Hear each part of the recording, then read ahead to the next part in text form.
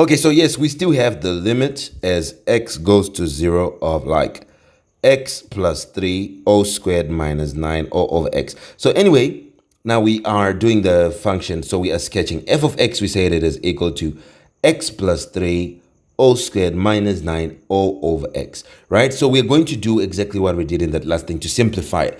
But when we simplify, we are going to check what is it that we cancel. So first we expand, and when we expanded, we got x squared plus 6x plus 9. Then we had minus 9, and it was o over x, and we simplified it to be x squared plus 6x over x, right? Okay, now when I have it like this, okay, x squared plus 6x over x. Now when I have it like this expanded version, that is where I can look for end behavior, which is either the slant asymptote or the horizontal asymptote. And just by seeing that the power above is bigger than the one below, I know that this is going to be a slant asymptote because it's bigger than by 1. And how do I get it? Well, you can do the factorization. So it would be x, and here we remain with x plus 6, and it's all over x. Now what happens is this x and this x will cancel and remain with x plus 6, right? We remain with our f of x being equal to x plus 6, which is what we have done before, but we are doing it here. Now what we can see, we can already see that there is going to be a hole at this one which has cancelled, this x which has cancelled, yes. And now we can first say therefore, there is a slant asymptote. Slant asymptote, yes, slant asymptote, remember, it just means, it's true because we're going to have a slanted line. So the slanted line, you see, for slant asymptote, if let's say I had a curve, a slant asymptote is a slanted line which you can't cross. So if I had a curve, it would come like maybe like this and then like that, making sure it doesn't cross this line. So my curves could come like that. So here, because we already have a line, okay, so this line is lying on top of our slant asymptote. So that is what is going to happen. Therefore, there is a slant asymptote at the line. We say at the line, y equal to x plus 6, okay? Which is going to be, the slant asymptote is always y equal to something, and it is this answer which you remain with after you divide. And since here we could cancel out the common factors, we saw it in part A that we could cancel out the common factors. So we don't have to do long division. If we can't cancel the common factors, then we do long division to find the slant asymptote. Either way, we have this as our slant asymptote. Then now we can say f of x was equal to what? F of x was equal to x plus 6, okay? Now you're going to say, the other one is let x be equal to, maybe before we write this, we can say, let x be equal to 0, because x is what cancelled. Okay, the thing which cancelled is the one you say, let it be equal to 0. And remember, when you cancel slightly with the pencil so that they can see what was written before the cancelling. Okay, so you say, let x be equal to 0. And that just means x is 0. Okay, and now we have f of x being equal to x plus 6, right? Was it x plus 6? Yes. So we can now say f of 0 will be equal to 0 plus 6, which is just going to be equal to 6.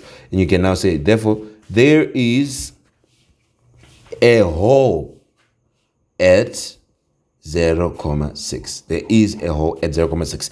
And this already proves our limit, but we are still going to just sketch. So now we can put again to say f of x is equal to x plus 6, and you can say for y-intercept, we can have the intercepts, okay? For y-intercept, you say let x be equal to 0. Remember, for y-intercept, we let x be 0. Why? Because for y-intercept, we want to find where it cuts the y-axis, and that is the line x equal to 0. The y-axis is also called the line x equal to 0. So we let x equal to 0 at the y-intercept. So we can say f of 0 is going to be 0 plus 6, which is just going to be 6.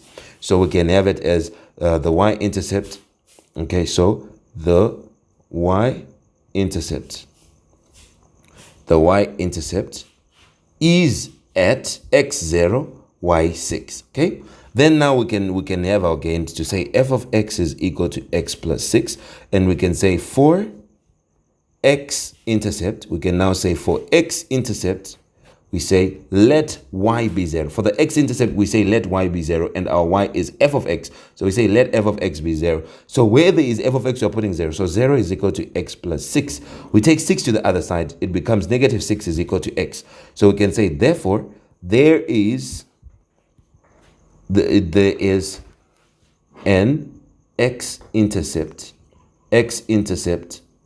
at What is the x value? -6. What is the y? 0, okay? Because we saw x is -6 and y is 0. There we have it. Now we can do our sketch. How easy is this? We have everything which we need. This is our y-axis, and here we have our x-axis. So now we can say, first of all, where is the x-intercept, which is the point where you cut the x-axis? It's at -6. So it's at -6. This is where you have it. Then what about the y-intercept? It's at 0,6. So it's at 6 in the y, which is going to be somewhere here. That is where you have it.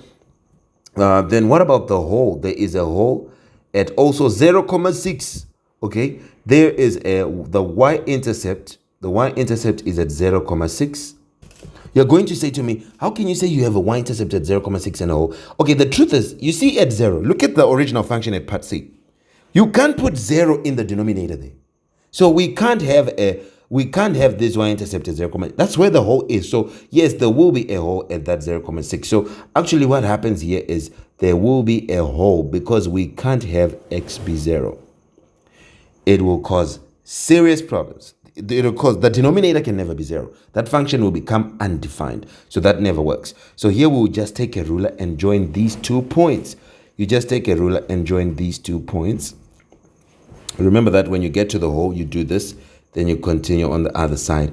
And this is going to be the function f of x is equal to x plus 3 o squared minus 9o over x, which is the function which you have. So you can say, therefore, since there is a hole at 0,6, okay, you can say in brackets y value of 6.